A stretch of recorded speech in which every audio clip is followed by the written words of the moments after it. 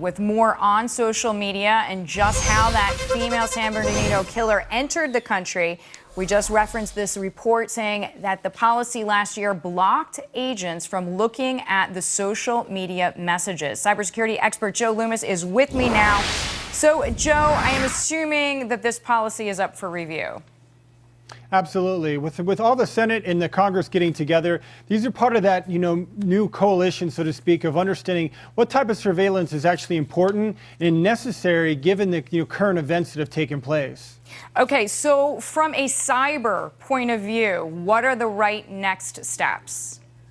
Well, the right next steps, in my view, is looking at the vendors and the technologies that currently are already doing this. There's plenty of vendors out there that are scanning and looking for clues in social network, determining if there's tax. It's almost like a pre-warning system, call it your early warning type solution, whereas a lot of times attacks, there are clues that are leaked on social media, whether it's translated messages, whether it's communications or status updates. All of this is absolutely critical because it's oftentimes the mechanism of communications for these type of groups.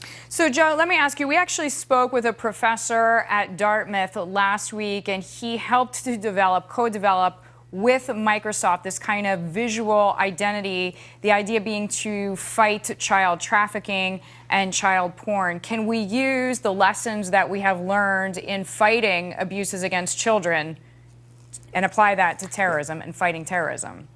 Absolutely. It's the same mechanism. It's the same understanding of criminal mind is a criminal mind, right? The mechanism of what the criminal mind executes on might be different, but they all relatively are thinking the same process, right? Evading law enforcement, evading detection, evading any kind of notification. So it's really all similar, and there's a lot of common denominators between different types of crimes.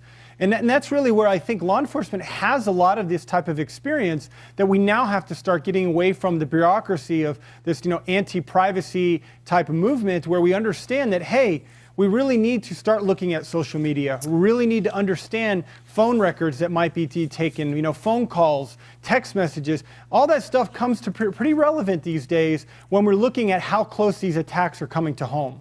Joe, thank you. I know you're going to be rejoining us in just a few moments, so stay there. In the meantime, we just want to let you know that Twitter is warning that some users have had attempts to have their personal data stolen. We will give you an update from Twitter when we come back.